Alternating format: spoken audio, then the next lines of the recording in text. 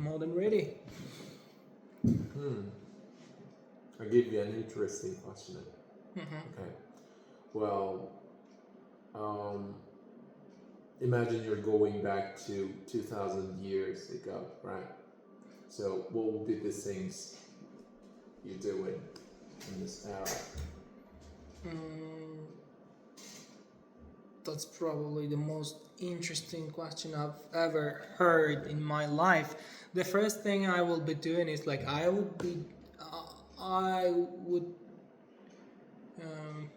be really really intelligent person in the area, so I could be the king, you know, and the richest person probably. So yeah, I would enjoy my life, and I don't want to come back to the area that I'm living now as long as I'm living in that area. Why do you think you would be a king? Because, in the past, like, being intelligent was not too important, okay? Yeah. It was about power. There were a lot of soldiers. Yeah, there were a lot of soldiers, but warriors. I would be the most trickiest person there. Kill you. No, I don't think so. They can't. Why? They can't. Why do you believe? I can use different types of weapons. I would create. I've read a lot about it, and I'm able to create. So how would you create it? Because in that era, there were not things that you were thinking like about. rope, you mean, and other things, like with the stick as well, and probably I can create such things. And there is one thing I'm afraid. You're alone, okay? There are a lot of warriors and there are a lot of soldiers. Yeah. So I'm gonna be dominating by catching 3 or 4, and I'm gonna forcing like weak ones. I will choose first, and I'm gonna force them to obey my rules. I will build my kingdom there. One by one, I will collect other people and stronger ones, and I make them obey with the help of the people I already gathered in my kingdom. That's the part there. Yeah. Because there are, thousands of soldiers. I played a lot of games like these games on the internet. So many advertisements popped up usually, and I usually won. It would happen in real life. But it's just a game. It's not a real life stuff. Okay. Well, all right. Let's think some more imaginative things then.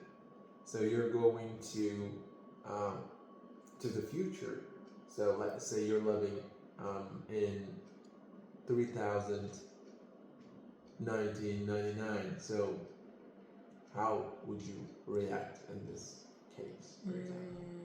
Let's say definitely I will be shocked because I'll be the most stupidest person on earth, and there are some researches are going on the people who have problems like this disorder, emotional disorder, and like there are some certain of people who are unable to do so many things, and with the advancements they are also way better than me in acting.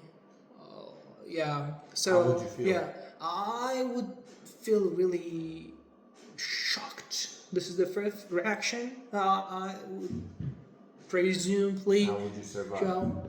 Survive. They definitely notice me and they would give food. They're the most intelligent aliens on the planet. Probably they will be. Do you think like after 1,000 years there will be no normal people? Yeah, there will be many normal people. Now we would think we are really addicted social media, watching, scrolling nonsense videos, but later people realize and start working on themselves. This such thing that you're thinking like would continue around 100 years, but after that there will be enormous change. But according to statistics, in recent weeks, more like a lot of developed countries are actually banning using social media for teenagers, for school kids. How would you feel about it? I feel great. That's one of the must do things actually, and they are taking steps to ban social media, and I appreciate with the things that they're doing the young minds, and they will be restricting and giving different things, and they will be satisfying what they're doing actually, and then they will not be really obsessed with this text and such devices. Well, directly prohibiting using internet for youngsters make them feel stressed out. So how would you actually? I know where you are coming from. It sounds a bit harsh, but I don't think it's the important step. People should prioritize this one and set in schools these rules. As long as they're away from their schools, they would use in the control of their parents, and they should also control which websites they're scrolling. So, in all these schools, they shouldn't be really distracted. There are many things to do actually, rather than just scrolling, wasting their I think time. you got me wrong. So if we actually directly ban using internet or social media for children or less so teenagers, they feel stressed out and they actually at some point we actually saw they're doing suicide as well, right? So how can we slowly adapt them to not to use those things? To avoid such consequences, first of all, directly grabbing phone out of their hands might not be really good option as you're mentioning. Yeah, and I agree. Okay. Partially, and just only at schools they shouldn't be allowed to use these mobile phones in their devices. Let's say. Yeah, but outside of school, it's okay. They shouldn't prohibit such. You mean like after Item. school it's okay Yeah, using it's okay. mobile phones, It's right? okay. Yeah.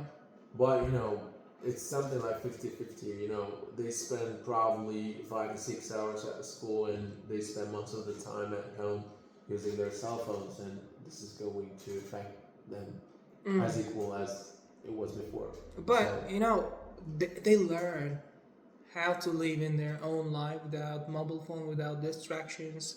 With like imagine they're spending around 6 hours at schools or their universities, wherever they're being educated. So yeah, they start understanding, realizing what they have uh, done actually for their precious time with their precious time.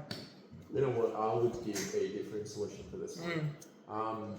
You know, internet or like social media can be used in a positive way, right? For everyone, starting from children to teenagers or adults, right? Today, most people are actually getting addicted to it. This is the main problem that's actually most people actually facing.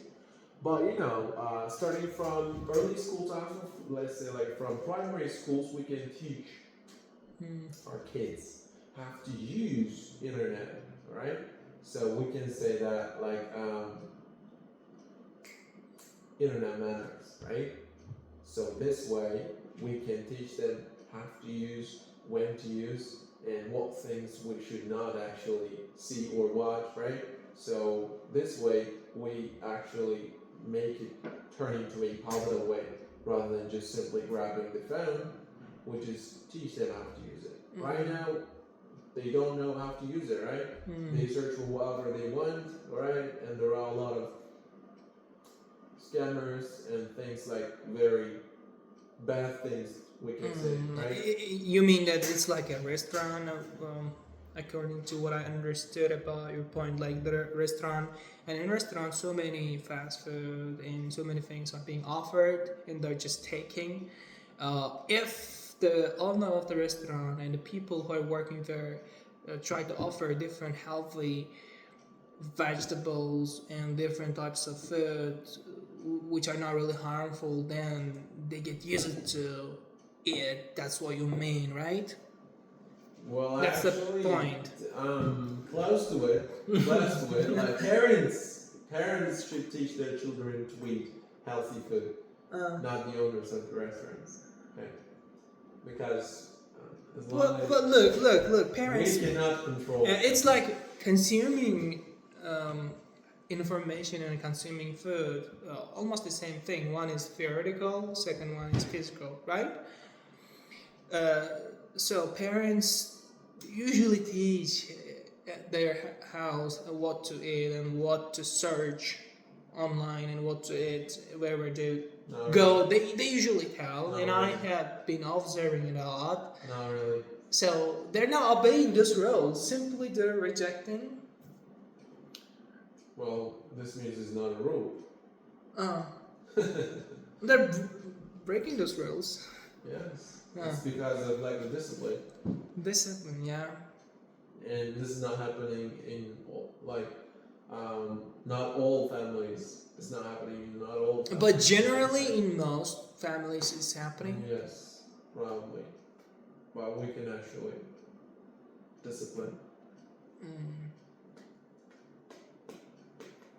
Yeah.